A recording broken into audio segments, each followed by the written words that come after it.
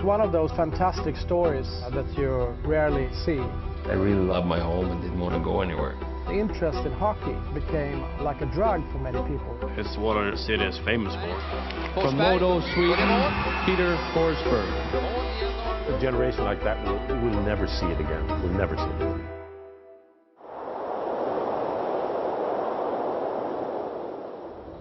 Canadians know the look of a northern town in autumn.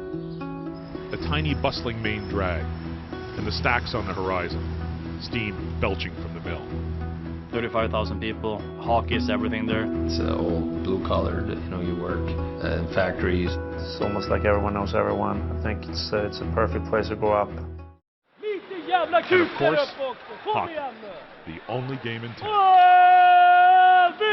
Though hockey night looks a little different. The passion that you see in Ornskoldsvik, you don't see it in the other towns. Ornskoldsvik, 600 kilometers north of Stockholm. If you're a non-Swede, just trying to pronounce the name will draw a wry smile from the locals. Please don't laugh at the way I pronounce it. No, that was good. That was good. That was good. They know it as Sweden's hockey Bethlehem, the home of MODO, the most storied franchise in the Swedish league, and the hockey home of 26 NHL players. There's a case to be made that Ornskoldsvik is the greatest hockey factory in the world. I think it's incredible having those legendary players coming from this little tiny town.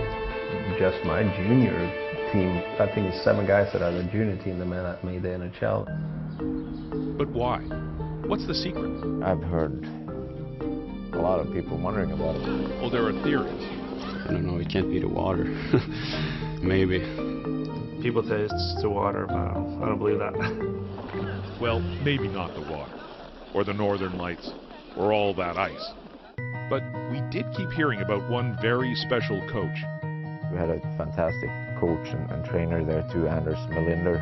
He was the coach at the hockey gymnasium where all the players went. He had a big impact. He challenged us in many ways and made everything a competition. He's a great man and a great teacher. Melinder drew inspiration not just from North America, but from the old Soviet hockey system as well. I was invited to the Russian practice and I got a new view too, and I took a little bit from that, this and so on, and make our own mix here. So what's the best answer to why here? Why that many players from this place? It's the same story as when Roger Bannister went under 4 minutes on the mile. When he had done it, then there was many more athletes who could run the same time as him. And who started with Forsberg, with Näslund. They thought, if he could do it, I can do it. The young guys come and they looked at maybe the old knee markers, if you did, like they did it. It's not that big of a hurdle. They know it's possible to become one of the best players in the world as long as you work hard. MODO calls itself the heart of hockey, with all the swagger that implies.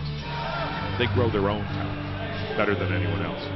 They take a lot of pride in trying to produce their own players too. I think a lot of pro sports, you buy foreign players or from other countries, but up there they want to try to get their own players from their own city. I was interviewed by New York Times, and they have counted out that with the produce of so many players from Ornskoldsvik and MODO hockey, the city should have had, I think, about 13 million inhabitants. But why Ornskoldsvik, and not one of thousands of other northern hockey towns? Water, midnight sun, and whatever you call it, the air, or no, that's nonsense. Hard work, that's it.